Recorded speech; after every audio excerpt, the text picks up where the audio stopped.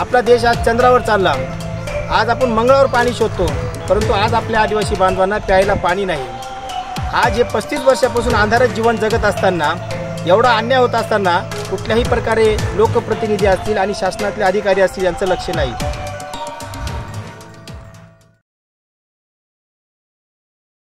राजनीति, आंदोलन, किसान, करप्शन, गरीबी, इन सभी मुद्दों पर आवाज उठाएगा अब तक न्यूज इंडिया। सत्ता के आगे जब भी सवाल कमजोर पड़ने लग जाए तो सवाल उठाने पड़ते हैं। बोल के लफ्ज आजाद है तेरे, बोल के सच जिंदा है अब तक।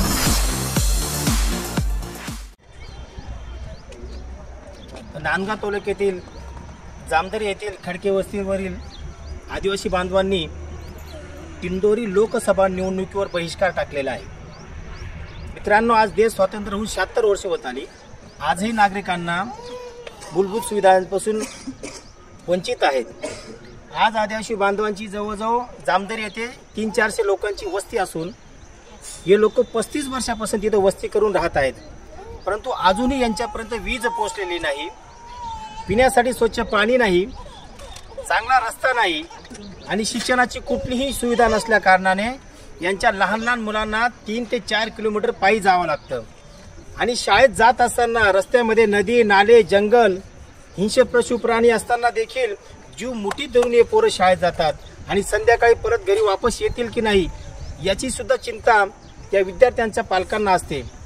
एवढं सगळं होऊन देखील नांदगाव तालुक्यातील लोकप्रतिनिधी असतील यांचंही कुठल्या प्रकारे लक्ष नाही आणि आपण एकीकडे म्हणतो की भारत हा महासत्ता होण्याच्या दिशेकडे चालला आहे। आपला देश आज चंद्रावर चालला। आज आपण मंगळावर पाणी शोधतो, परंतु आज आपल्या आदिवासी बांधवांना प्यायला पाणी नाही। आज हे 35 वर्षापासून अंधारात जीवन जगत असताना, एवढा अन्याय होत असताना कुठल्याही प्रकारे लोकप्रतिनिधी असतील आणि शासनातले अधिकारी असतील यांचं लक्ष नाही। म्हणून या जामदरी गावातील सगळ्या नागरिकांनी दिंडोरी लोकसभा निवडणुकीवर बहिष्कार टाकलेला आहे।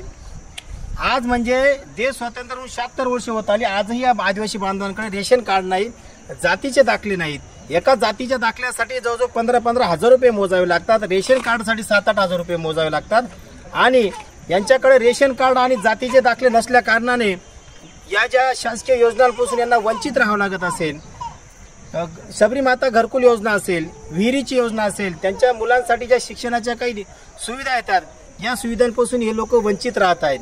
तरी माझी नम्र विनंती आहे की जसं आम्ही कळमदरीमध्ये जातीचे दाखले आणि रेशन कार्डचे कॅम्प लावलं होतं, त्याच पद्धतीने जामदरी येथे जातीचे दाखले आणि रेशन कार्डचे कॅम्प लावण्यात यावं ही सुद्धा माझी नम्र विनंती आहे। आणि जर यांना वीज, पाणी, रस्ता आणि शिक्षणाची अगर व्यवस्था करून दिली नाही तर 8 जूनपासून लोकशाही धडक मोर्चाच्या नेतृत्वाखाली तीव्र आंदोलन छेडण्यात येईल, असंही मी इथून इशारा देतो आणि थांबतो। जय हिंद, जय महाराष्ट्र।